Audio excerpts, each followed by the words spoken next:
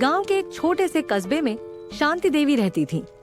शांति देवी विधवा थी और अपने इकलौते बेटे राजेश के सहारे जीवन जी रही थी। राजेश पढ़ाई में अच्छा था और शहर की एक कंपनी में नौकरी करता था। जब राजेश की शादी हुई तो उसकी पत्नी नैना पहली बार उस घर में आई। नैना पढ़ी लिखी और सलीकेदार लड़की थी।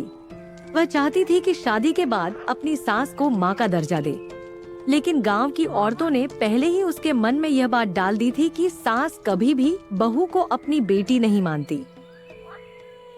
इधर शांति देवी भी पड़ोसन और रिश्तेदारों से यही सुन चुकी थी कि नई बहुएं अपनी सास को महत्व नहीं देती और बेटों को अपने काबू में कर लेती हैं।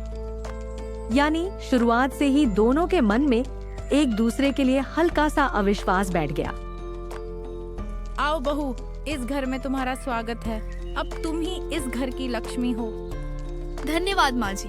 मैं कोशिश करूंगी कि कभी आपको शिकायत का मौका न दूं।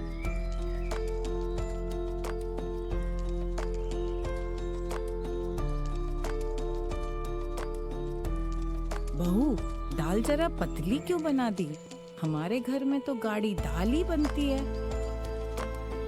माँ जी, शहर में तो लोग ज्यादातर पतली दाल पसंद करते हैं। मैंने सोचा सबको यही अच्छी लगेगी। अरे मैं तो उम्र भर यही बनाती आई हूँ, तुम हमें सिखाओगी अब? हर बात में टोकती रहती है माँ जी। इन्हें मेरी पसंद क्यों बुरी लगती है?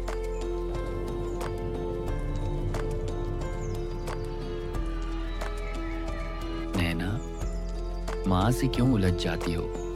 तुम जानती हो वो अकेली है, इसलिए संवेदनशील है। तो क्या मैं कुछ बोलूं भी नहीं? माँ जी हर समय मेरी तुलना करती रहती है। मैं भी इंसान हूँ राजेश। माँ, नैना बुरी नहीं है, उसे समझने की कोशिश कीजिए। बेटा, मैं समझती हूँ, लेकिन बहुएं आजकल सास की इज्जत नहीं करती। मैं डरती हूँ कहीं तुम मुझसे दूर ना हो जाओ। आप दोनों मेरी दुनिया है। अगर आप दोनों में झगड़ा होगा तो मैं टूट जाऊंगा।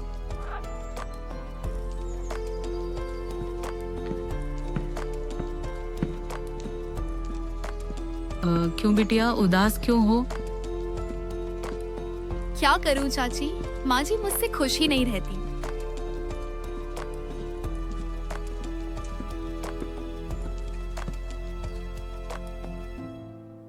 शांति, बहू को दुश्मन मत समझो। वह तुम्हारी बेटी जैसी है। कल को तुम्हें उसी का सहारा चाहिए होगा। शायद हम दोनों ही गलती कर रही हैं।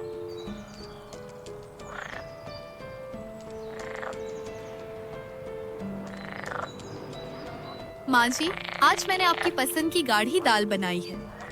वाह, आज बिल्कुल वैसी बनी है जैसी मैं चाहती थी।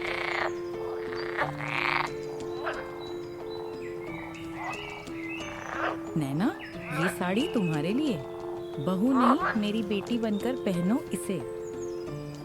माँ जी, मुझे माँ बुलाने दीजिए। मैं हमेशा आपका साथ दूंगी। राजेश की नौकरी छूट जाती है। माँ, नैना, अब घर कैसे चलेगा? सब कुछ अंधेरा लग रहा है। राजेश, चिंता मत करो। मैं सिलाई कढ़ाई जानती हूँ। मैं काम करूंगी। बेटा, मेरे पास जो पुराने गहने हैं वो बेच देंगे। घर चल जाएगा। हिम्मत मत हारो।